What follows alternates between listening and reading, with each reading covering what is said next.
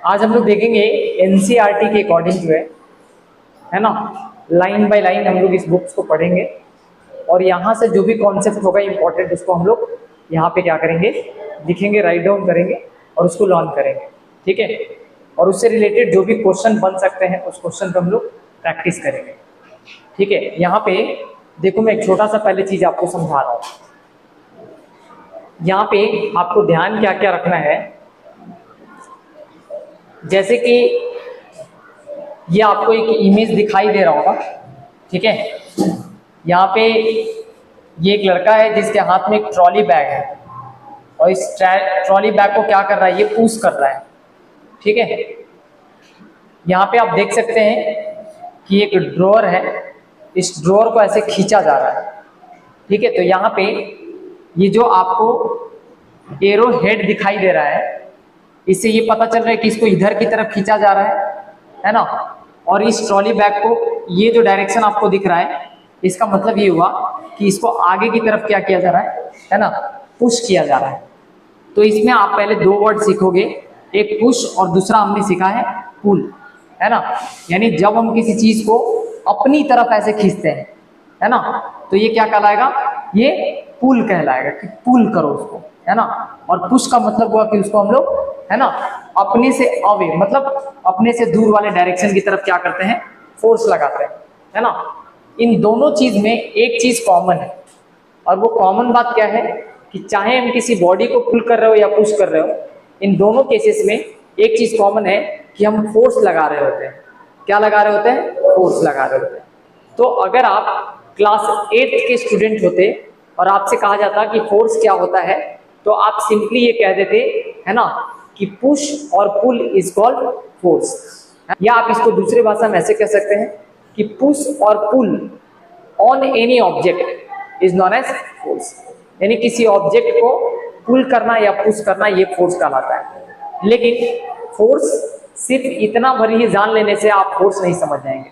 Force जो है अपने आप में एक मतलब एक अच्छा वर्ड है जिसके बहुत सारे मीनिंग होते हैं, है ना। और वो आपको धीरे धीरे करके इस चैप्टर में सब कुछ मतलब पढ़ना है। देखो, जैसे आप यहाँ पे एक चीज समझो, लिखा है in the previous chapter we describe the motion of an object along a straight line. मैंने आपको पहले ही कहा कि जो इससे पहले हम लोग चैप्टर पढ़े हैं, हम लोगों ने पढ़ा है मोशन के बारे में, है ना। तो जो हमारे लिए सबसे इंपॉर्टेंट चीज होगा, ठीक है, उसको हम लोग रिकैप करते हुए आगे बढ़ेंगे। हमें कहा गया कि देखो उस वाले चैप्टर में हम लोग क्या पढ़ रहे थे, उस वाले चैप्टर में हम लोग पढ़ रहे थे कि जब भी मोशन हो रहा था वो एक स्ट्रेट लाइन पे हो रहा था, है ना। मतलब एक सीधी रेखा पे हम लोग मोशन की स्टडी करते थे। ठीक है, चाहे उस पर कोई आदमी चल रहा हो या कोई गाड़ी चल रहा हो, कोई चींटी चल रहा हो या कोई भी चल रहा हो, लेकिन वो एक स्ट्रेट लाइन पाथ पे चल रहा था, है ना। इसी के मोशन को हम लोग पढ़े हैं पहले चैप्टर में, इससे जस्ट पहले वाले चैप्टर। तो हमने उसमें दो तीन चीज सीखा। क्या क्या सीखा, तो हमने वहाँ पोजीशन के बारे में हमें नॉलेज हुआ कि पोजीशन कुछ होता है। उस पोजीशन में हमने ये देखा दो चीजें, है ना। एक हमने सीखा डिस्टेंस का कॉन्सेप्ट क्या होता है, डिस्टेंस क्या होता है। फिर हमने सीखा डिस्प्लेसमेंट क्या होता है। ठीक है, फिर हमने देखा एक दूसरी चीज हमने सीखी टाइम के बारे में कि टाइम कितना इंपॉर्टेंट पैरामीटर है इसमें, है ना। टाइम सीखने के बाद हमने सीखा कि भैया स्पीड क्या होता है ना। स्पीड जब सीखा तो पता चला कि वेलोसिटी नाम का भी कोई चीज होता है, हमने वेलोसिटी के बारे में सीखा। फिर आपने क्या किया, आपने एक्सेलरेशन के बारे में सीखा, है ना, एक्सेलरेशन के बारे में पढ़ा। ठीक है, उसके बाद जैसे आपने एक्सेलरेशन पढ़ लिया, फिर आपने मोशन और रेस्ट को डिफाइन किया कि मोशन क्या होता है, रेस्ट क्या होता है। उसको पढ़ने के बाद आपने, है ना, मोशन रेस्ट के बारे में आपने पढ़ने के बाद जो है आपने देखा कि सर ये यूनिफॉर्म मोशन क्या होता है ना।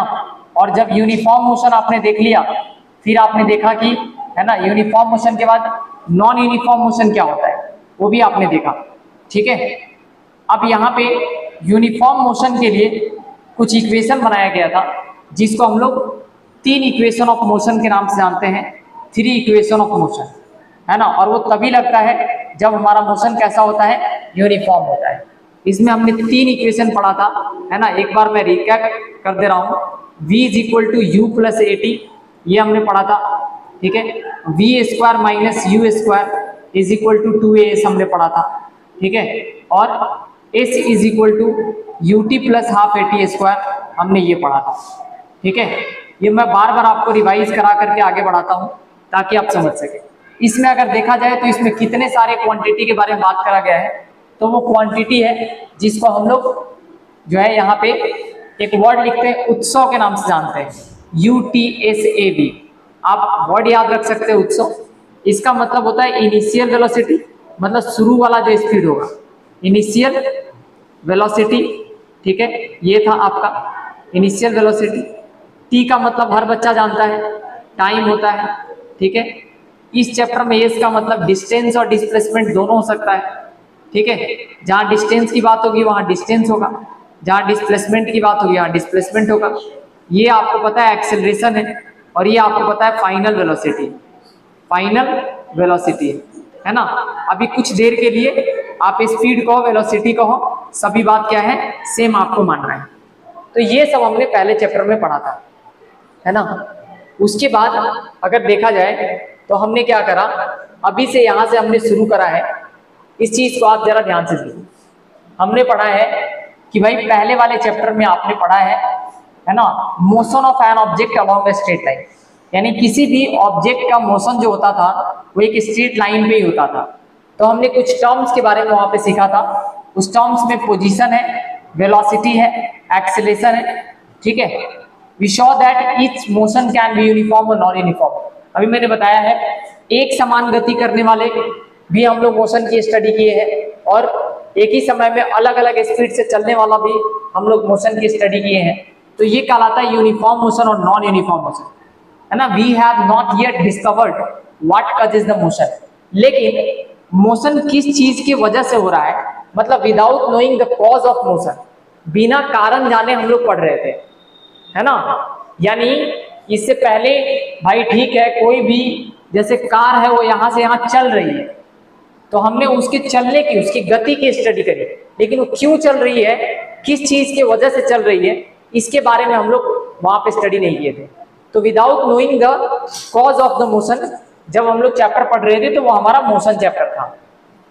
तो यहाँ स्पष्ट ये बात लिखा है, आप एक बार ध्यान से समझ लो, मैं आपको बता रहा हूं ये चीज कि आप यहाँ पे we have not yet discovered what causes the motion, मतलब तब हमें ये पता नहीं था कि मोशन का कारण क्या है। Why does the speed of an object change with time. यहां से आपसे क्वेश्चन पूछा कि मतलब किसी भी ऑब्जेक्ट का जो है समय के साथ स्पीड क्यों बदल जाता है ना। जब आप घर से निकलते हैं उस समय आपके मोटरसाइकिल का, बाइक का या लेट से कार का जो स्पीड होता है, जब आप रोड पे जाते हैं उस समय उसका स्पीड क्या होता है, फिर आप थोड़ा दूर और आगे जाते हैं वहां पे आपका स्पीड क्या होता है। तो समय के साथ साथ आपका स्पीड क्या हो रहा था, बदल रहा होता है। कभी आप तेज जा रहे होते हो, कभी आप उसका स्पीड स्लो हो जाता है। तो समय के साथ आपका स्पीड क्या हो रहा है, बदल रहा है। तो थ्रू आउट द मोशन जो है हम लोग क्या देखते हैं कि हमारा जो स्पीड है उसमें चेंज होता है, चेंजेस दिखाई देता है, ठीक है। Do all motions require a cause, क्या सारे मोशंस का कोई ना कोई कारण होता है, वो हम लोग देखेंगे। If so what is the nature of this cause, अगर ठीक है कारण होता है तो वो कारण क्या है उसके बारे में हम लोग को यहाँ पे बात करना है। In this chapter we shall make attempt to quench all such curiosities, मतलब ये जितने भी सवाल हमने आपसे पूछा है ना, इन सारे सवाल का जवाब जो है सीखने के लिए हम लोग ये चैप्टर का यहाँ पे स्टडी कर रहे हैं। For many centuries the problem of motion and its causes had puzzled scientist and philosophers. यहाँ पे एक बात आप समझो कि ये आज की समस्या नहीं है, ये जब मोशंस के बारे में है ना, आज से कितने साल, कितने वर्षों पहले, यानी हम कहें तो 100 साल पहले भी जो है, मतलब जब मोशन की स्टडी हो रही थी, है ना, तब जो है अपने आप में ये प्रॉब्लम जो है एक पजल की तरह था, एक पहेली की तरह था, जिसको सुलझा पाना ना किसी वैज्ञानिक के लिए संभव हो पा रहा था, ना किसी फिलोसोफर के लिए संभव हो पा रहा था। मतलब ये आसान नहीं था, ठीक है ना।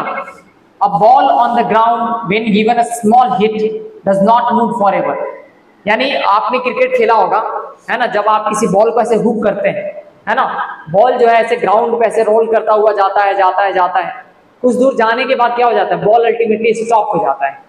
ऐसा तो नहीं है कि वो पूरा लाइफ टाइम चलता ही चला जाता है, ऐसा होता है? ऐसा बिल्कुल नहीं होता है। मतलब एक समय बाद जो है आप देखते क्या है कि बॉल जो है वो हमारा रेस्ट में आ जाता है। किस में आ जाता है? रेस्ट में आ जाता है। ठीक है, तो हम लोग इन सब चीजों को बहुत डिटेल में पढ़ रहे हैं। ठीक है, तो आपसे ये बोला कि such observation suggest that rest is the natural state of an object. मतलब यहां से एक बात पता चलता है कि उस बॉल का जो स्टेट है ना, वो स्टेट ऑफ रेस्ट वाले माइंडसेट को बताता है कि ठीक है, आपने फोर्स लगाया, बॉल कुछ दूर आगे तक गया और जाने के बाद जो है वो बॉल क्या हो गया, अल्टीमेटली स्टॉप हो गया। तो कोई भी बॉडी जो है वो अपने आप को किस स्टेट में रखना चाहता है? रेस्ट में रखना चाहता है, रिमेन्स एट रेस्ट। ठीक है, यहां से हम लोग इस चैप्टर के बेसिक्स को सीख करके एक टर्म्स के बारे में सीखेंगे और वो टर्म कहलाता है इनर्शिया। क्या कहलाता है? इनर्शिया। अभी हम उस पे आते हैं, उस पे बात करेंगे। पहले आप ध्यान से समझिए। This remind that belief until Galileo Galilei and Isaac Newton developed an entirely different approach to understand motion. मतलब यहाँ पे दो लोगों का बेसिकली जिक्र किया गया है। एक जो है गैलीलियो के बारे में बात करी गई है और एक बात करा गया है आइजक न्यूटन के बारे में। इन्होंने कैसे अलग अलग अप्रोच दिया और मोशन को समझाया। मोशन के बारे में, जब प्लैनेटरी मोशन के बारे में आप लोग पढ़ते हैं, है ना, कि सन जो है मतलब उसके आसपास में जितने भी प्लैनेट्स उसका जो चक्कर लगाता है उसके बारे में हम कैसे पता चला। जैसे जो मून है, जो चंद्रमा है, वो पृथ्वी का कैसे चक्कर लगाता है, अर्थ को कैसे रोटेट करता है। जब आप इन सब चीजों के बारे में जानकारी लगाएंगे तो पता चलेगा कि गैलीलियो एक ऐसा व्यक्ति था जिसने सर्वप्रथम प्लैनेट्स के मोशन के बारे में बताया था। प्लैनेटरी मोशन करके जो है एक टॉपिक हम लोग पढ़ते हैं आगे जाकर के 11th क्लास में, वहां पे आपको बताया जाएगा। फिर न्यूटन ने भी बहुत सारे अप्रोच दिए हैं। हालांकि इस चैप्टर में हम लोग न्यूटन के ही मोशन की स्टडी करेंगे और उन्हीं के लॉज को पढ़ेंगे और वो हमारा लॉज ऑफ मोशन के नाम से जाना जाता है। उन्होंने बेसिकली हमें 3 लॉज दिया, जिसको first laws of motion, second laws of motion और थर्ड लॉज ऑफ मोशन के नाम से जाना जाता है। ठीक है, और वो लॉज देने वाले जो व्यक्ति थे, है ना, वही हमारे आइजक न्यूटन थे। इनका पूरा नाम यही है। ठीक है, मैंने इस 2 डायग्राम पे पहले ही बात कर ली है। अभी आप यहाँ पे देखो, इसी तरीके से यहाँ पे हॉकी का आपको हॉकी स्टिक दिख रहा है और यहाँ पे ये आपको दिख रहा है बॉल। इस बॉल को क्या किया जा रहा है, कैसे इसको क्या किया जा रहा है कि यहाँ से इसको आप देखो ध्यान से, हुक किया जाएगा, मतलब अपने से दूर भेजा जाएगा। जब भी हम दूर मतलब इसको अपनी तरफ खींचते हैं तो ये क्या होता है, पुल होता है, और जब हम दूर भेजते हैं तो वो पुश कहलाता है। तो उसको हम किस तरह से पुश कर रहे हैं। और दूसरे केस में आप देखो, एक तरफ पुल किया जा रहा है, एक तरफ पुश किया जा रहा है, देयर स्टेट ऑफ मोशन। और इस तरीके से आप इसके, है ना, स्टेट ऑफ मोशन को देख सकते हैं कि किस तरह से चेंज किया जा रहा है। जैसे बॉल को एक बार हम अपने पास लेकर आ रहे हैं और उसी बॉल को एक बार, है ना, हम अपने से आगे धकेल रहे हैं। ठीक है, यहाँ पे आप देख सकते हैं स्प्रिंग के केस में भी, है ना, अभी ये अपने नॉर्मल साइज पे है स्प्रिंग। अभी हम इसको पकड़ के ऐसे खींच दिए तो ये क्या हो गया, साइज में इसमें एक्सपेंशन आ गया। देखिए साइज बड़ा हो गया। उसी तरीके से बैलून के केस में आप देख सकते हैं, अभी ये अपने नॉर्मल साइज पे है और जैसे हम ऐसे पुश करेंगे तो इसका साइज क्या हो जाएगा, थोड़ा सा मतलब ये मतलब एलिप्टिकल हो जाएगा, थोड़ा सा अंडाकार इसका शेप हो जाएगा। आइए देखते हैं इन दोनों डायग्राम से आपको क्या समझाया गया है। इन सारे डायग्राम में सिर्फ एक बात कॉमन है कि हम लोग फोर्स अप्लाई कर रहे हैं, है ना। जब भी हम फोर्स अप्लाई करते हैं किसी भी ऑब्जेक्ट पर तो हम उस ऑब्जेक्ट के स्टेट को चेंज कर दे रहे हैं। क्या कर दे रहे हैं, चेंज कर दे रहे हैं। अगर वो रेस्ट में है तो उसको हम मूव करा दे रहे हैं, मतलब मोशन में ला दे रहे हैं। अगर वो मोशन में है तो उसको हम रेस्ट में ला दे रहे हैं, है ना। अभी एक और भी स्टेट के बारे में हम बात करेंगे कि कैसे हम लोग डायरेक्शन को बदलते हैं। आइए देखिए, in our everyday life we observe that some effort is required to put a stationary object into motion, है ना, और to stop a moving object. मैंने ये बात बताया कि कोई ऑब्जेक्ट जो ठहरा हुआ है, जो रुका हुआ है, उसको अगर आप मोशन में लाना चाहते हैं या आप उसको चाहते हैं कि अगर कोई बॉडी जो ऑलरेडी मूव कर रहा है उसको आप स्टॉप करना चाहते हैं, है ना, we ordinarily experience this as a muscular effort and say that we must push और हिट और pull on an object to change its state of motion. मतलब उस ऑब्जेक्ट को चाहे आपको रोकना हो, चाहे उस ऑब्जेक्ट को आपको आगे की तरफ धक्का देना हो, इन दोनों केस में हमारे लिए एक ही चीज कॉमन होगा कि हमें क्या करना पड़ेगा, फोर्स लगाना पड़ेगा। क्या लगाना पड़ेगा, फोर्स। तो फोर्स जो है वो एक कॉमन यहाँ पे वर्ड है ना, जब भी हम किसी ऑब्जेक्ट को चाहते हैं कि मूव कराएं तो हमें क्या अप्लाई करना पड़ेगा, फोर्स, है ना। व्हेन वी वांट टू, है ना, कि अगर किसी ऑब्जेक्ट को हम चाहते हैं कि मोशन में ला दे, किस में ला दे, मोशन में, तो हमें अप्लाई क्या करना पड़ेगा, फोर्स। अगर कोई मूविंग ऑब्जेक्ट है जो ऑलरेडी मोशन में है और हम चाहते हैं कि उसको हम स्टॉप कर दे या उसके स्पीड को कम कर दे, तब भी हमें क्या लगाना पड़ेगा, फोर्स लगाना पड़ेगा। तो हमने यहाँ पे देखा कि हमें किस चीज की जरूरत पड़ेगी, फोर्स की जरूरत पड़ेगी। The concept of force is based on this push, hit और pull. Let us now ponder about a force, what is it. आइए डिटेल में देखते हैं फोर्स के बारे में। In fact no one has seen, tested और फेल्ट अ फोर्स। इवन अगर मैं आपको बोलूं कि आपने फोर्स को कभी देखा है क्या, है ना, फोर्स को कोई देख नहीं सकता है ना। फोर्स जो है ये सिर्फ एक, मतलब जब इसके इफेक्ट्स होते हैं ना तो उस इफेक्ट्स को एज अ रिजल्ट हम परसीव कर सकते हैं, है ना, मतलब देख सकते हैं। ये कहने का मतलब है, जैसे मान लेते हैं कि जैसे कोई क्रिकेटर जो है बॉल को हुक किया, उसने फोर्स लगाया, बॉल बाउंड्री के बाहर गई, 6 जब लगा, आपको बॉल दिखाई दिया कि वो बॉल एक जगह से दूसरी जगह मूव किया, है ना। आप देखते हैं जैसे किसी प्लेयर ने बॉल को हिट किया, है ना, और आपने क्या किया, उस बॉल को अपने हाथों में कैच किया, तो वो मूविंग मोशन में जो ऑब्जेक्ट पहले से है उसको आपने कैच करके क्या कर दिया, रेस्ट में ला दिया। तो when you are applying a force, जब आप अपना हाथ लगाते हैं आप फोर्स लगाते हैं, जब आप बल्ले से बॉल को हुक करते हैं आप फोर्स लगाते हैं, है ना। तो आप एक मूविंग ऑब्जेक्ट को स्टॉप कर देते हैं और एक स्टॉपिंग ऑब्जेक्ट को आप क्या कर देते हैं, मूव कर देते हैं by the help of force. Force की मदद से हम लोग ये सब कर पा रहे हैं, ठीक है। यहाँ पे देखिए, it can only be explain by describing what happens when a force is applied to an object. अगर आपको ये चीज समझना है कि किसी भी ऑब्जेक्ट पे जब हम लोग फोर्स लगाते हैं तो क्या क्या होता है ना, क्या क्या हम लोग करते हैं, तो या तो उस ऑब्जेक्ट को पुश करते हैं, हिट करते हैं या पुल करते हैं, है ना। Of objects are all ways of bringing object in motion. मतलब यही तरीका है जिस तरीके की वजह से हम लोग किसी भी ऑब्जेक्ट को मोशन में ला सकते हैं।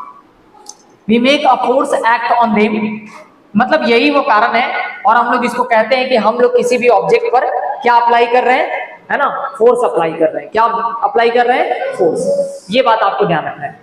From your studies in earlier classes, you are also familiar with the fact that a force can be used to change the magnitude of velocity of an object.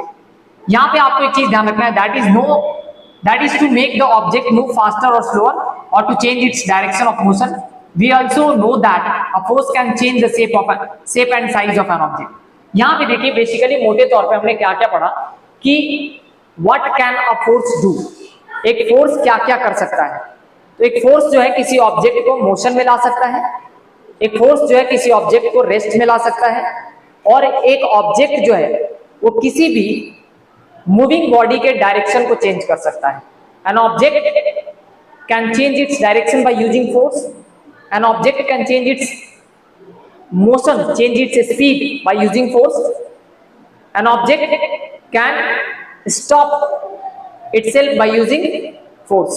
अगर हम फोर्स को लगाएं तो हम ऑब्जेक्ट को रोक सकते हैं, फोर्स को अगर हम लगाएं तो ऑब्जेक्ट को हम मोशन करा सकते हैं, और अगर हम फोर्स को अप्लाई करें तो हम ऑब्जेक्ट के डायरेक्शन को भी चेंज कर सकते हैं। तो यहाँ पे से 3 चीजें हम लोग को समझ में आया कि सर ये 3 चीजें क्या कर सकता है।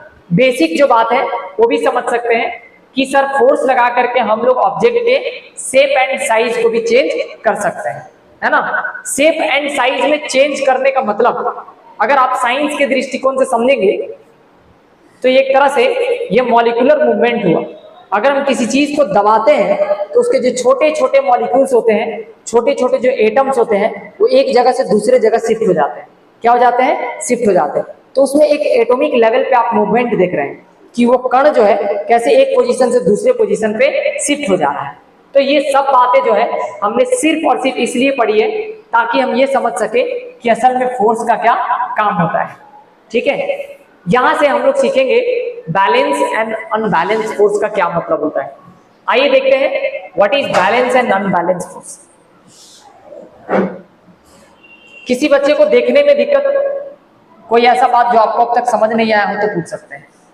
किसी को भी अगर ऐसा लग रहा है कि कोई भी चीज सर ऐसा जो नहीं समझ में आया तो आप पूछ लीजिए, क्योंकि अब हम दूसरे स्लाइड पे आते हैं, दूसरे पेज पे आते हैं, ठीक है। अभी तक हमने जो भी पढ़ा है उसमें कंक्लूजन यही है, आप ध्यान से समझिए। यानी अब तक हमने 3 चीजें पढ़ा है एक पढ़ा, आप ध्यान देंगे, इसको हम लोग बोलते हैं स्टेट ऑफ रेस्ट। ठीक है, स्टेट ऑफ रेस्ट। अगला हमने देखा है state of motion, state of motion. ठीक है, और एक होता है state of change in direction. ठीक है, state of change in direction of motion, direction of motion. ठीक है, आप इसको ध्यान से समझिए। मतलब ये पहला स्टेट होता है जब कोई वस्तु सिर्फ आपको रेस्ट में होगा। ये दूसरा स्टेट होता है जब ऑब्जेक्ट सिर्फ मूव कर रहा होगा, और ये तीसरा ऑब्जेक्ट है जब मोशन तो कर रहा होगा, लेकिन हम यहाँ पे बात डायरेक्शन ऑफ मोशन की कर रहे हैं। ठीक है, बाय यूजिंग और by applying force of an object we can change the this three entire state, whether it is rest, motion और चेंज इन डायरेक्शन। ठीक है, हम चाहे तो रेस्ट की अवस्था को भी बदल सकते हैं। ठीक है ना, हम मोशन के स्टेट को भी बदल सकते हैं, और हम लोग डायरेक्शंस ऑफ मोशंस को भी बदल सकते हैं बाय यूजिंग और by applying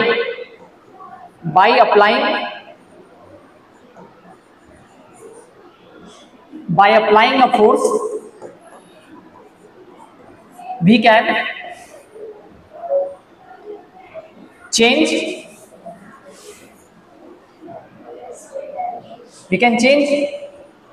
all the three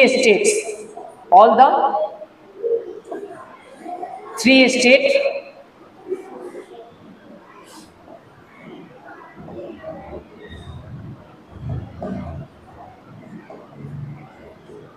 which is mentioned above, जो ऊपर लिखा गया है। ठीक है, ऊपर में जो भी लिखा गया है, इन सारे स्टेट को आप क्या कर सकते हैं, फोर्स की मदद से चेंज कर सकते हैं। ठीक है, अब आप इस बात को समझ चुके हैं। ठीक है, हम लोग आगे बढ़ते हैं और यहाँ पे हम लोग इंट्रोड्यूस करते हैं क्या, यहाँ पे दो वर्ड्स आएगा, बैलेंस और अनबैलेंस फोर्स, है ना। When we are talking about force, it means now further we have to discuss about balance force and unbalance force. ठीक है, यदि आप फोर्स को समझ गए हैं तो आपको जो है ये बैलेंस और अनबैलेंस फोर्स को समझना चाहिए। इसको हम सिंपल भाषा में समझते हैं। जैसे मान लेते हैं कि यहाँ पे कोई ऑब्जेक्ट है, आप इस चीज को ध्यान से समझो। अगर हम इस ऑब्जेक्ट को इधर से अगर 10 न्यूटन का फोर्स लगाते हैं और इधर से इसको अगर हम लोग 10 न्यूटन का फोर्स लगाते हैं, ठीक है, आप ध्यान दीजिएगा, मतलब 10 न्यूटन से हम इसको इधर खींच रहे हैं और 10 न्यूटन से हम इसको इधर खींच रहे हैं। ठीक है, तो इस बॉडी पे जो नेट फोर्स लग रहा है, नेट फोर्स वो 0 लग रहा है। नेट फोर्स कितना लग रहा है, नेट फोर्स 0 लग रहा है, क्योंकि जब किसी चीज को हम 10 न्यूटन से इधर खींचेंगे और उसी चीज को कोई 10 से इधर खींचेगा, तो ये वाला फोर्स इस वाले फोर्स को कैंसिल आउट कर देगा। क्या कर देगा, कैंसिल आउट। यानी ये बॉडी हमेशा किस चीज में होगा, रेस्ट में होगा। किस चीज में होगा, रेस्ट में, ये ध्यान दीजिएगा। लेकिन अगर यही बॉडी, आप ध्यान से समझना, अगर 10 न्यूटन का फोर्स इसको इधर लग रहा है और फिर फर्दर 10 न्यूटन का फोर्स इसी डायरेक्शन में इधर लग रहा है 10 न्यूटन का, तो जो नेट फोर्स है इस बॉडी का, नेट फोर्स वो 20 न्यूटन हो गया बेटा। कितना न्यूटन हो गया, 20 न्यूटन। देखो ये दोनों एक ही तरफ लग रहा है, मतलब 10 से हम खींच रहे थे और आप पीछे से आकर 10 से उसको और धक्का दे दिए, तो बॉडी ओवरऑल किधर जाएगा, इधर की तरफ बॉडी वो आराम से आगे की तरफ बढ़ जाएगा। ऐसा समझ में। तो इस तरीके से ये बॉडी जो होगा ये मोशन में होगा। किसमें होगा, मोशन में होगा। ठीक है, तो मैं आपको ये समझा रहा हूं कि अगर हम किसी बॉडी के स्टेट को बदलना चाहते हैं तो हमें फोर्स लगाना चाहिए। क्या लगाना चाहिए, फोर्स लगाना चाहिए। इस बात को आपको ध्यान रखना है। देखिए इस केस में फोर्स जो है वो इक्वल मैग्नीट्यूड का फोर्स लग रहा है, मतलब 10 न्यूटन इधर भी लग रहा है, 10 न्यूटन इधर भी लग रहा है, लेकिन दोनों अपोजिट डायरेक्शन में लग रहा है। किधर लग रहा है, अपोजिट डायरेक्शन, मतलब उल्टा दिशा में लग रहा है। लेकिन इस केस में दोनों एक ही डायरेक्शन में लग रहा है, तो सेम डायरेक्शन में लगेगा तो 10 न्यूटन और 10 न्यूटन मिलकर के 20 न्यूटन का फोर्स लगेगा, है ना। तो इक्वली जो है तो 20 न्यूटन का फोर्स लग रहा है, तो बॉडी किधर शिफ्ट हो जाएगा, जिधर नेट फोर्स लग रहा है उधर बॉडी शिफ्ट हो जाएगा। ठीक है, चलिए आइए बैलेंस फोर्स और अनबैलेंस फोर्स को देखते हैं। देखो यहाँ पे फिगर को आप देख लो, 8.3 यहाँ पे फिगर है, मैं आपको थोड़ा सा समझा देता हूं, आप जरा ध्यान से देखो। यहाँ पे ये जो बॉडी है ये देख लो, यहाँ पे एक मान लो कि कोई बुक रखा हुआ है या कोई ब्लॉक रखा हुआ है, ठीक है, ये भी वुडन ब्लॉक ही है, ठीक है। एक टेबल आपको दिखाई दे रहा है, इस टेबल पे एक बुक रखा हुआ है ऐसे आप मान लो, या कोई बॉक्स रखा हुआ है ऐसे मान लो, और एक फोर्स इधर की तरफ लग रहा है, उस फोर्स का नाम है एक्स, और एक फोर्स लग रहा है इधर वाई। ये कैसे मुझे पता चल रहा है कि सर इधर लग रहा है और इधर लग रहा है, तो ये एरो देख के, जिधर एरो पॉइंट कर रहा है उसका मतलब इधर लग रहा है और इसका मतलब इधर लग रहा है ना। मुझे लगता है किसी को कोई दिक्कत है, इस बात को समझ ले। अब आप देखो जरा ध्यान से, ठीक है। जैसे मान लेते हैं कि ये बोर्ड का ये जो वॉल है, जो स्क्रीन है, जो आप इस स्क्रीन पे ऐसे हाथ स्लाइड करो, तो यहाँ इसको स्लाइड होने में दिक्कत होगा, या अगर मैं इस दीवार पे अपना हाथ स्लाइड करूंगा, दोनों में स्लाइड कहाँ पे अच्छे से होगा, स्क्रीन पे।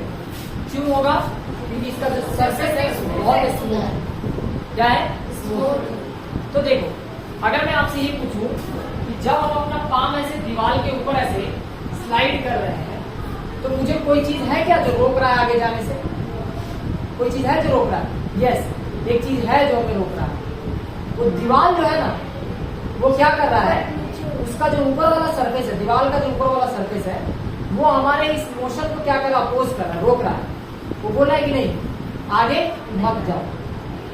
आप अगर आप इसको महसूस करना चाहते हैं ना, तो आप अपनी दोनों हथेली पे क्या करो, एक हथेली को ऐसे, एक पाम को ऐसे रोक लो और दूसरे को उसके ऊपर ऐसे स्लाइड करो। आपको ऐसा लगेगा कि आगे जाने से है ना, ये वाला जो हैंड है वो क्या कर रहा है, उसको रोक रहा है। तो आप याद रखिएगा, अगर दुनिया का कोई भी बॉडी अगर मतलब इधर मूव कर रहा है, तो फ्रिक्शन हमेशा उसको उल्टा लगता है। क्या लगता है, ये फ्रिक्शन फोर्स कुछ और नहीं, ये एक तरह का अपोजिंग फोर्स है। क्या है, अपोजिंग फोर्स। मतलब आपके मोशन को क्या करता है, ये स्टॉप करता है। क्या करता है, रोकने का काम करता है। जैसे बॉल जो हम लोग शुरू से पढ़ रहे थे, जो बॉल हमारा ग्राउंड पे ऐसे लुढ़कते हुए जा रहा था, तो वो क्या हो रहा था, उसको फ्रिक्शन मिल रहा था कहाँ से, अर्थ से। अर्थ का सरफेस जो है, वो जो फील्ड, जिस फील्ड में हम लोग खेल रहे हैं, है ना, वो फील्ड का जो सरफेस है वो बॉल को क्या कर रहा है, रोक रहा है, धीरे धीरे धीरे धीरे क्या कर रहा है, रोक रहा है। और उसी की वजह से एक समय बाद बॉल जाकर के क्या हो जाता है, अल्टीमेटली स्टॉप हो जाता है, रुक जाता है। ठीक है, तो फ्रिक्शन का काम क्या है कि वो किसी भी मूविंग ऑब्जेक्ट को क्या करता है, रोकने का काम करता है। If there is no motion, friction does not act. अगर वहां पे मोशन नहीं हो रहा है तो फ्रिक्शन काम नहीं करता है। फ्रिक्शन तभी काम करता है जब रिलेटिव मोशन हो रहा होता है ना। मतलब कोई एक बॉडी ऐसे मूव कर रहा है, दूसरा बॉडी अगर रुका हुआ भी है ना, तब भी वो उसको क्या कर रहा होगा, रोक रहा होगा। क्या कर रहा होगा, रोक रहा होगा। तो ये है फ्रिक्शन, है ना। आपको सिर्फ ये वर्ड समझना है कि सर ये क्या है, एक तरह का ये अपोजिंग फोर्स है ना। अपोजिंग टू किधर लगता है ये, अगर मैं थोड़ा सा आपको दिखाऊं अगर ये, तो यहाँ पे ये बॉडी मान लो कि इधर की तरफ जा रहा है, और इस बॉडी को मैं थोड़ा सा ऊपर रखा हूँ, लेकिन ये बॉडी एग्जैक्टली इस पे है, एकदम इसके टच में। लेकिन मैं आपको दिखाने के लिए थोड़ा सा क्या किया हूँ, इसको ऊपर की तरफ शिफ्ट किया हूँ, आप ध्यान दीजिएगा। ठीक है, इस बॉडी को मैं थोड़ा सा ऊपर की तरफ रखा हूँ, तो देखो ये बॉडी इधर जा रहा है, तो इसका जो ये सरफेस है ना, ये सरफेस जो होगा वो क्या करेगा, इस बॉडी के मोशन को रोक रहा होगा। इसी बॉडी पे ये फोर्स लग रहा होगा, उसको रोक रहा होगा। अब चूंकि जा तो अल्टीमेटली इधर ही रहा है, लेकिन ये जो लग रहा है ना, ये जो सरफेस है, ये सरफेस इसकी गति को थोड़ा कम कर रहा है। क्या कर रहा है, कम कर रहा है, ऐसा नहीं। तो ये कहलाता है फ्रिक्शन फोर्स। अब मुझे बताइए, अगर ये सरफेस ज्यादा प्लेन होगा, एकदम चिकना होगा, एकदम सरफेस होगा, ठीक है, मतलब स्मूथ सरफेस होगा, तो फ्रिक्शन कम लगेगा कि ज्यादा लगेगा? हाँ, स्मूथ सरफेस है। अगर ये मुझे बताओ, यहाँ फ्रिक्शन ज्यादा लगेगा कि यहाँ फ्रिक्शन ज्यादा लगेगा? यहाँ फ्रिक्शन ज्यादा लगेगा, क्योंकि यहाँ का सरफेस और यहाँ पे सरफेस क्या है, स्मूथ है। यानी रफ सरफेस में फ्रिक्शन ज्यादा लगेगा, रफ सरफेस में फ्रिक्शन ज्यादा लगेगा। ठीक है, तो यहाँ पे हमने एक वर्ड देखा फ्रिक्शन के बारे में। ठीक है, आप लोग देखो जरा ध्यान से। ठीक है, अब यहाँ पे आप ध्यान से सुनिए। This friction forces arises between two surfaces in contact. यानी मैंने आपको ये बताया कि फ्रिक्शन फोर्स तभी लगता है जब दोनों बॉडी आपस में क्या हो, कांटेक्ट में हो। दोनों बॉडी एक दूसरे के क्या होना चाहिए, कांटेक्ट में होना चाहिए, है ना। इन सब बातों का आपको ध्यान रखना है। देखो ये सब छोटी छोटी बात है, लेकिन अगर नहीं समझ में आएगा तो फिर आपका साइंस में इंटरेस्ट बहुत कमजोर पड़ जाएगा। ठीक है, आप ध्यान दो। जैसे मैंने बोला ये बॉडी हमेशा क्या होना चाहिए, कांटेक्ट में होना चाहिए, इस सरफेस के कांटेक्ट में, तभी फ्रिक्शन फोर्स लगेगा। अगर बॉडी टच नहीं करेगा तो फ्रिक्शन लगेगा, सोच के बताइए। अगर दोनों बॉडी आपस में टच नहीं है, फ्रिक्शन लगेगा, नहीं लगेगा। ठीक है, चलो पहले पानी पी लो फिर पढ़ाई सबके जल्दी।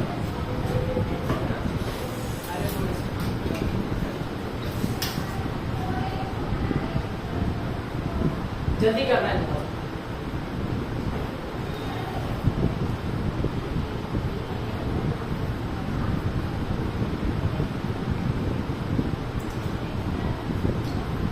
मतलब आधा घंटा भी आप लोग भाई बिना पानी पिए नहीं रह सकते, यह आप लोग का क्षमता है, शारीरिक क्षमता। ठीक है, चलिए आप यहाँ देखते रहिए। ठीक है, पानी पीते रहिए और देखते रहिए, क्योंकि टाइम थोड़ा सा कम है, फिर इसके बाद एक क्लास होगी। यहाँ से देखिए, हो गया, अब रखो। चलो इधर देखो, आपको बताया कि this friction force arises between two surface in contact. ध्यान रखिएगा, फ्रिक्शन फोर्स तभी लगता है जब दोनों बॉडी आपस में क्या होना चाहिए, कांटेक्ट होना चाहिए। ये नहीं, यहाँ फ्रिक्शन लग रहा है क्या, बोला आया ना, नहीं लग रहा। अगर बॉडी कांटेक्ट में नहीं है तो फ्रिक्शन फोर्स नहीं लगता। ठीक है, in this case between the bottom of the box and floors rough surface it balances the pushing force and therefore the box does not move. यहाँ हम लोग एक एक्टिविटी देख रहे थे कि यहाँ पे जो दो लोग हैं वो मिल करके क्या करें, बॉक्स को ऐसे धक्का लगा रहे हैं, लेकिन जो सरफेस है ना ये बहुत रफ है। ठीक है, तो क्या है कि बॉक्स को धक्का नहीं लगा पा रहे हैं। ठीक है, फिर यहाँ पे क्या है, देखो एक चीज जरा ध्यान से, बी वाले फिगर में भी यही बात है, सी वाले फिगर में भी यही बात दिख रहा है, लेकिन इसमें क्या हो रहा है, यहाँ पे it balances the pushing force and therefore the box does not move. मतलब फ्रिक्शन इतना ज्यादा लग रहा था कि जो बॉक्स है उसको आगे नहीं किया जा पा रहा। कई बार ऐसा होता है कि किसी बॉक्स को पकड़ के आप खींच रहे हो लेकिन आप खींच नहीं पा रहे, तो इसका मतलब ये हुआ कि फ्रिक्शन फोर्स ज्यादा लग रहा है और आप जो फोर्स लगा रहे हो वो कम, तभी वो बॉक्स आगे नहीं जा पा रहा है ना। अब देखिए जरा ध्यान, the children push the box harder but the box still does not move. मतलब जितना भी मेहनत किया जा रहा है लेकिन बॉक्स मूव नहीं हो रहा। This is because the friction force still balances the pushing force. यानी जो फ्रिक्शन फोर्स लग रहा है वो एक्चुअल में वो अभी बैलेंस करके रख रहा है आपके द्वारा लगाए गए फोर्स। अब जरा ध्यान से सुनिए, this is because the friction force still balances the pushing force. If the children push the box harder still the pushing force becomes bigger than the friction force. There is an unbalance force so the box starts moving. लेकिन जैसे आप box को खींचना शुरू करते हैं और अभी तो नहीं खींच पाए, फिर थोड़ी देर बाद और फोर्स लगाएं, अभी नहीं खींच पाए, फिर थोड़ा देर बाद पूरी ताकत लगा के जब खींचते हैं, है ना, और जब उस फ्रिक्शन फोर्स से हम ज्यादा फोर्स लगा देते हैं तो बॉडी को हम एक दूसरे से, एक जगह से दूसरे जगह उसको हम लोग खींच पाते हैं, तो वो अनबैलेंस फोर्स है और अनबैलेंस फोर्स की वजह से ही मूवमेंट उसमें आया है। ठीक है, what happens when we ride a bicycle. अगर बाइसिकल के केस में देखा जाए, when we stop pedalling the bicycle begins to slow down. Cycle आप लोग चलाते हैं, है ना, जैसे पैडल जितना तेज मारते हैं उतना जो है हम लोग साइकिल को उतना तेज बढ़ाते हैं। जैसे पैडल मारना बंद कर देते हैं साइकिल धीरे धीरे क्या हो जाता है, स्लो हो जाता है। This is again because of the friction forces acting opposite to the direction of motion. ये भी जो है चूंकि जो व्हील है ना, जो हमारे साइकिल का टायर होता है उसमें भी क्या लग रहा होता है, फ्रिक्शन फोर्स लग रहा होता है। अगर आप उसमें जितना पैडल मारेंगे क्या होगा कि वो और उतना आगे जाएगा, नहीं तो क्या होगा, फ्रिक्शन फोर्स उसको धीरे धीरे उसकी स्पीड को कम करेगा। ये सब उम्मीद करता हूँ कि आपको समझ में आ रहा होगा। ठीक है, in order to keep the bicycle moving we have to start pedalling again. अगर आप चाहते हैं कि आपका साइकिल कंटिन्यू चलता रहे तो आपको ऐसे पैडल, है ना, पैडल भी आपको कंटिन्यू लगाना पड़ेगा। It does happens that An object maintains its motion under the continuous application of an unbalanced force. However, it is quite incorrect. An object moves with a uniform velocity when the force, pushing force and frictional force acting on the object are balanced, and there is no net external force on it. If an unbalanced force is applied on the object, there will be change either in its speed or in the direction of its motion. Thus, to accelerate the motion of an object, an unbalanced force is required, and the change of its speed would continue as long as this unbalanced force is applied. However, if this force is removed completely, the object would continue to move with the velocity it has acquired till then. देखिए क्या बात बताया, आप इसको समझिए। मैं यही बात आपको चैप्टर के शुरू में ही बताया हूँ, है ना, कि देखो कोई भी अगर बॉडी है, उस बॉडी को अगर मूव करवाना चाहते हैं आप, तो अल्टीमेटली जो फोर्स होना चाहिए वो फ्रिक्शन फोर्स से लार्जर होना चाहिए। हालांकि इसका फिजिक्स में एक अलग कॉन्सेप्ट होता है, उसके बारे में हम लोग बात करेंगे 11th क्लास में जब आप आएंगे तब। आपको इस चैप्टर में सिर्फ यही पढ़ना है कि unbalance force is responsible to move an object. अगर अनबैलेंस मतलब कहने का मतलब हुआ किसी एक बॉडी पे, है ना, हमें लगता है कि हमने 10 न्यूटन लगाया है ना, और उसी की वजह से ये बॉडी मूव कर रहा है, तो ये बात गलत है। ठीक है, कुछ फोर्स तो होगा जो खा जा रहा होगा, ये सरफेस जो होगा कुछ फोर्स को क्या कर रहा होगा, खा जा रहा होगा। अरे समझो, यानी मान लो कि 2 न्यूटन अगर फोर्स ये जो सरफेस है ये खा जा रहा है, तो ये 8 न्यूटन से ही आगे बढ़ रहा है कि नहीं। तो कुछ ना कुछ फोर्स जो होता है वो हमारा फ्रिक्शन फोर्स की वजह से रुक जाता है। ये सब बातें हमने देखा। तो अभी तक हमने देखा कि फोर्स क्या है, ठीक है, और फोर्स में बैलेंस फोर्स क्या होता है, अनबैलेंस फोर्स क्या होता है, ठीक है, ये हमने देखा। उसके बाद हमने एक नया वर्ड देखा यहाँ पर फ्रिक्शन के बारे में। ठीक है, आप साधारण भाषा में घर्षण समझते हैं ना, घर्षण। तो ये एक तरह का घर्षण ही तो है, और कहीं पे भी घर्षण होगा तो क्या करेगा वो, उस ऑब्जेक्ट के अगर मान लें आगे जा रहा हो, घर्षण हो रहा है, इसका मतलब ये जो सरफेस है ये इसके क्या कर रहा है, इसको रोक रहा है, तभी ना घर्षण हो रहा है। तो वही जो घर्षण है वही एक तरह का फ्रिक्शन है। क्या है, फ्रिक्शन। उसको ऐसे समझ के रखें, ठीक है, ये बात सब आपको समझना है। अब हम लोग को यहाँ से देखना है, ठीक है, फर्स्ट लॉ ऑफ मोशन। ठीक है, एक दिन में हम लोग देखेंगे फर्स्ट लॉ ऑफ मोशन, उसके बाद इनर्शिया एंड मास को पढ़ेंगे, देन हम लोग आएंगे सेकंड लॉ ऑफ मोशन को देखेंगे। ठीक है, अभी 1-2 मिनट का ब्रेक लेते हैं, फिर फर्स्ट लॉ ऑफ मोशन को मैं आपको पहले समझाऊंगा, फिर घर देखेंगे। जो हम लोग अब तक जो चीज हम लोग पढ़े हैं ना, उसको हमें क्या करना है, पहले मैंने क्लास में आपको एक चीज क्या सिखाया था कि पहले हम लोग उसको पढ़ेंगे बुक से, उसके बाद हम लोग उसको एक जगह लिखेंगे कलेक्टिवली, है ना, कि हमने क्या क्या पढ़ा है। तो हमने सबसे पहले इस चैप्टर में पढ़ा फोर्स के बारे में, है ना, और मैंने आपको ये सिखाया था कि फोर्स का मतलब क्या होता है, एनी पुश और पुल विच चेंजेस और tends to change the state of rest और यूनिफॉर्म मोशन, है ना। कोई ऑब्जेक्ट अगर रेस्ट में है और उसको अगर आप चाहते हैं कि मूव करा दे, मोशन में लाएं, तो आपको फोर्स लगाना पड़ेगा। या अगर वो मोशन में है और आप चाहते हैं कि आप उसकी स्पीड को बढ़ा दे या स्पीड को घटा दे या आप उसको स्टॉप कर दे, तब भी आपको क्या लगाना पड़ेगा, फोर्स लगाना पड़ेगा। तो फोर्स बेसिकली क्या है कि किसी ऑब्जेक्ट को, है ना, पुश करना या पुल करना, यही हमारा क्या कहलाता है, फोर्स कहलाता है। ये हमने पढ़ा था। अब हम लोग कुछ देखते हैं कि फोर्स और क्या क्या कर सकता है ना। इफेक्ट्स ऑफ फोर्स के बारे में बात करें तो यहाँ पे ये 4 मेजर इफेक्ट्स हमने लिखा है। ठीक है, इस 4 तरह के इफेक्ट्स को हम लोग देखेंगे। कि हमने सबसे पहले ये देखा कि फोर्स के हेल्प से हम लोग किसी भी बॉडी के स्पीड को बढ़ा सकते हैं, है ना, या घटा सकते हैं। किसके मदद से, फोर्स की मदद से। यानी इट में change the speed of the body, यानी किसी बॉडी के स्पीड को ये क्या कर सकता है, चेंज कर सकता है। चेंज का मतलब हुआ कि उसके स्पीड को या तो बढ़ा सकते हैं, नहीं तो स्पीड को घटा सकते हैं। दूसरा जो पॉइंट है वो क्या है कि इट में change the direction of motion. अगर कोई बॉडी जो है वो लेट से अगर वो इधर की तरफ जा रहा है ना, आप चाहो तो इस बॉडी को, है ना, अगर आप इसमें फोर्स लगाओगे, है ना, इधर से, तो ये बॉडी फिर इधर की तरफ जाने लग जाएगा। तो अगर हम लोग फोर्स की मदद से चाहें तो ऑब्जेक्ट के डायरेक्शन ऑफ मोशंस को भी हम लोग क्या कर सकते हैं, बदल सकते हैं। ठीक है, तो यहाँ हमने देखा कि मोशन के डायरेक्शन को भी हम चाहें तो चेंज कर सकते हैं, और इसके लिए रिस्पॉन्सिबल कौन है, फोर्स रिस्पॉन्सिबल है। हमने इसी दोनों पॉइंट को ऐड करके एक तीसरा पॉइंट बनाया कि ऑब्जेक्ट क्या कर सकता है, दोनों को बदल सकता है। एक ही साथ स्पीड को भी बदल सकता है और उसके डायरेक्शन को भी बदल सकता है। आपने किसी क्रिकेटर को देखा होगा सिक्स लगाते हुए, बॉलर बॉलिंग करता है ना, लेट से कोई अगर आपने स्पिनर को देखा होगा बॉलिंग करते हुए, है ना, और बैट्समैन उसको इतना तेजी से हुक करता है कि बॉल जो है और भी तेज हो जाता है, और ज्यादा स्पीड होगा और उसका डायरेक्शन भी बदल जाता है। ठीक है, तो ये दोनों बदल सकता है ना।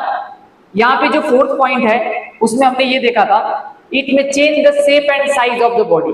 मैंने आपको बताया था कि मम्मी अगर आपके घर में आटा गूंथती होगी, आपने देखा होगा कि अगर हम उस पर फोर्स लगाते हैं, है ना, तो फोर्स लगा करके हम लोग क्या कर देते हैं, उसके शेप को चेंज कर देते हैं। तो force can also change the shape and size of an object. किसी भी वस्तु के शेप साइज को हम फोर्स की मदद से बदल सकते हैं। आपने देखा होगा जो सुनार के दुकान में या आपने लोहार के दुकान में देखा होगा, जो लोग लोहे को पिघलाते हैं वो क्या करते हैं, पहले लोहे को गर्म करते हैं और इस पे हथौड़ा मारते हैं, मार मार के उसका आकार क्या कर देते हैं, बदल देते हैं, है ना। तो वो हैमर जब उस पे क्या करते हैं, है ना, हैमरिंग करते हैं, इसका मतलब क्या हुआ, उसको फोर्स लगा रहे हैं। क्या लगा रहे हैं, फोर्स लगा रहे हैं। तो फोर्स के हेल्प से हम लोग क्या कर सकते हैं, उसके शेप और साइज को बदल सकते हैं। ठीक है, एक और भी यहाँ पे काम का चीज था, यूनिट ऑफ फोर्स एग्जाम में पूछा जाता है आपसे कि फोर्स की इकाई क्या क्या होती है। तो इसमें दो तरह की इकाई के बारे में हम लोग पढ़ते हैं, एक एसआई यूनिट और दूसरा सीजीएस यूनिट। मतलब बड़ी मात्रा इसको बोलते हैं और इसको छोटी मात्रा बोलते हैं। तो आपसे फोर्स का बड़ी मात्रा अगर पूछा जाए तो आप न्यूटन बताएंगे, और अगर छोटी मात्रा पूछा जाए तो आप डायन बताएंगे। ठीक है, ये स्पेलिंग आप याद रखेंगे, DYNE होता है। ठीक है, अच्छा, यहाँ पे बड़ी यूनिट में और छोटी यूनिट में एक रिलेशन है। अगर आपसे कभी पूछा जाए कि 1 न्यूटन जो होता है वो कितने डायन के बराबर होता है, तो आप ये 1 न्यूटन इज इक्वल टू 10 का पावर 5 डायन आप बताएंगे। ठीक है, ये रिलेशन याद होता है, 10 का पावर 5 डायन। ये कई बार एग्जाम में पूछा गया है, तो ये बात आप ध्यान रखेंगे। तो ये था बेसिक इंट्रोडक्शन फोर्स के बारे में, जो हम लोग पिछली क्लास में पढ़े थे, हमें इसको समाप्त करने की जरूरत है। नेक्स्ट हम लोग जो पॉइंट पढ़े थे वो हम लोग पढ़े थे इनर्शिया के बारे में, है ना। हमने आपको बताया था असल में इनर्शिया क्या होता है। तो देखो जरा ध्यान से, इनर्शिया एक तरह का स्टेट होता है, एक तरह की अवस्था होती है। इस अवस्था में अगर कोई बॉडी अगर वो मोशन में है तो वो चाहता है कि हम मोशन में ही रहे, यानी उसके पास एबिलिटी नहीं है कि वो अपने उस मोशन के स्टेट को बदल दे, है ना। उसी तरीके से अगर कोई बॉडी रेस्ट में है तो उसके पास वो क्षमता नहीं है कि वो रेस्ट से मोशन में चला जाए। अगर आप चाहते हैं कि उसके स्टेट को हम बदल दे तो हमको एक्सटर्नल फोर्स लगाने की जरूरत पड़ेगी, हमको बाहर से फोर्स उस पर अप्लाई करना पड़ेगा, तभी जा करके अगर कोई बॉडी मोशन में है तो हम उसको रेस्ट में ला सकते हैं, या कोई बॉडी रेस्ट में है तो हम उसको मोशन में ला सकते हैं। तो इन सब को करने के लिए हमको बाहर से एक्सटर्नल फोर्स लगाने की जरूरत पड़ती है। लेकिन इनर्शिया का मतलब हुआ कि अगर कोई बॉडी रेस्ट में है तो उसी को हम उसके उस स्टेट को इनर्शिया ऑफ रेस्ट कहते हैं। अगर मोशन में है तो वो इनर्शिया ऑफ मोशन कहलाएगा, और अगर इनर्शिया ऑफ डायरेक्शन में, मतलब जिस दिशा में वो जा रहा है वो उसी दिशा में जाना चाहता है। लेकिन हम इन तीनों स्टेट को बदल सकते हैं। कैसे बदल सकते हैं? By using an external agent, है ना। और वो एक्सटर्नल एजेंट हमारा क्या होगा? फोर्स होगा। अगर फोर्स की मदद से हम चाहे तो हम इस तीनों अवस्था को बदल सकते हैं। लेकिन ध्यान से सुनिए, हम पढ़ रहे हैं इनर्शिया के बारे में। तो इनर्शिया क्या है? तो इनर्शिया एक तरह का प्रॉपर्टी है किसी भी बॉडी का, जो क्या करता है? अपोज करता है, यानी उसको मना करता है किसी भी तरह के चेंज को करने से, किसी भी तरह के चेंज को करने से वो मना करता है। ठीक है, यानी अपने स्टेट को बनाए रखना चाहता है। जैसे कि आप देख लो, यहां पर मैं एक छोटा सा आपको चीज बता रहा हूं, ध्यान देना। इनर्शिया ऑफ रेस्ट, यानी कोई बॉडी रेस्ट में है तो रेस्ट में रहना चाहेगा। तो इनर्शिया ऑफ रेस्ट को हमने कैसे डिफाइन किया? It is the inability of a body to change its state of rest by itself, यानी वो खुद से जो है, खुद से अपने स्टेट को नहीं बदल सकता है। यही इनर्शिया ऑफ रेस्ट। वही इनर्शिया ऑफ मोशन है। ये क्या है? It is the inability of a body to change its state of motion by itself, यानी खुद से अगर कोई चाहे कि हम अपने इस स्टेट को बदल दे तो वो नहीं बदल सकता है। यानी अपने स्टेट को बनाए रखना ही स्टेट, मतलब इनर्शिया कहलाता है। ठीक है, इनर्शिया ऑफ डायरेक्शन की बात करें तो ये अपना डायरेक्शन भी नहीं बदल सकता है। इट इज द इनएबिलिटी, मतलब इसके अंदर वो कैपेबिलिटी नहीं है, ये अपने उस स्टेट को नहीं बदल सकता है। Of a body to change its direction of motion by itself, यानी खुद से अगर चाहे कि मैं डायरेक्शन को बदल दूं तो पॉसिबल नहीं है। वो सिर्फ तभी पॉसिबल है जब बाहर से कोई फोर्स लगेगा। ठीक है, इसके लिए हमने कुछ एग्जांपल बताया आपको। जैसे आप इस एग्जांपल को देखिए, आपको चीजें समझ में आएगी। यहां देखिए, when we shake a branch of mango tree the mango fall down. आपने देखा होगा है ना, जब आम का सीजन आता है तो आप देखते हैं कि जो आम के पेड़ पे जो फल लगे होते हैं, हम लोग जाते हैं और आम के टहनी को ऐसे पकड़ के उसको क्या करते हैं, हिलाते हैं, आम जो है अपने आप नीचे की तरफ गिर जाता है। हम लोग ऐसे नीचे कपड़ा लगा करके खड़े रहते हैं और आम उसमें आके गिर जाता है। तो ये किस चीज की वजह से हो रहा है? तो ये हो रहा है इनर्शिया ऑफ रेस्ट की वजह से, क्योंकि मैंगो जो है ना वो रेस्ट में रहना चाहता है ना, लेकिन जब हम उस पेड़ को शेक करते हैं तो वो रेस्ट में रहने की वजह से वो चाहता है कि मैं यहीं पर रहूं, लेकिन वहीं पे बनाए रखने, अपने आप को वहीं पे बनाए रखने की वजह से वो नीचे की तरफ चला आता है और उसकी वजह से वहां गिर जाता है। ठीक है, दूसरा एक और एग्जांपल देख सकते हैं कि आप कभी भी बस और ट्रेन को देखेंगे, अगर अचानक से वो स्टार्ट होता है ना, व्हेन अ बस और train start suddenly the passenger sitting inside tends to fall backwards. अभी बस रुकी हुई है, अचानक से बस अगर चालू होगी तो आपका शरीर पीछे की तरफ बेंड हो जाएगा। ये बैकवर्ड डायरेक्शन में याद रखेंगे। ये दोनों एग्जांपल आपका इनर्शिया ऑफ रेस्ट। अगर मैं इनर्शिया ऑफ मोशन की बात करूं तो आप देख लो, अगर यही केस है, अगर कोई बस और ट्रेन चल रहा है, पहले से बहुत तेजी से चल रहा है और अचानक ब्रेक लगाएगा, ऐसी स्थिति में आप आगे की तरफ बेंड होते हैं। किधर की तरफ? आगे की तरफ बेंड होते हैं। ठीक है, ये हमारा इनर्शिया ऑफ मोशन का एग्जांपल है। इनर्शिया ऑफ डायरेक्शन का आप देख सकते हैं, जैसे कोई आप कार से या बाइक से आप जा रहे हैं सीधे स्ट्रेट लाइन पाथ पे, अचानक से आपको कोई मोड़ आता है और आप अपनी गाड़ी को क्या करते हैं, टर्न करते हैं, तो आप देखेंगे कि आपको लगेगा कि हमारा बॉडी गाड़ी से बाहर चला जाएगा। तो हम क्या करते हैं, अपने बॉडी को उसी तरह से मतलब बेंड करते हैं, उसी तरीके से हम लोग उसको है ना, मतलब उसी तरीके से मोड़ लेते हैं अपने शरीर। तो ये थोड़ा सा यहाँ पे एक रेडियली आउटवर्ड्स का मतलब ये हुआ है ना, कि जैसे मान लेते हैं कि कोई बॉडी जो है वो इस तरह से अगर यहाँ से जा रहा है लेट से, ठीक है, इस तरीके से वो जा रहा है और अचानक से मान लो कि इधर की तरफ अगर मूव करेगा तो उसका बॉडी इधर की तरफ ही अपने आप को क्या करेगा, बेंड करेगा। तो आप कुछ इस तरीके से इस बात को ध्यान में रखेंगे। यहाँ पे जो दो इंपॉर्टेंट बात है उसको समझने की जरूरत है। आप याद रखेंगे कि इनर्शिया किस चीज को मेजर करता है, मास को, है ना। अगर बॉडी का मास बड़ा होगा तो उसका इनर्शिया भी क्या होगा, बड़ा होगा, है ना। लार्जर बॉडी है जिसका मास बहुत बड़ा है तो उसका इनर्शिया भी क्या होगा, बहुत बड़ा होगा। ठीक है, ये हमने अब तक जो भी पढ़ा था उसको हमने समाप्त किया है। ठीक है, उम्मीद करते हैं कि ये दोनों बात आपको समझ में आ गया होगा और आपने इसको लिख भी लिया है। ठीक है, चलिए, थैंक यू।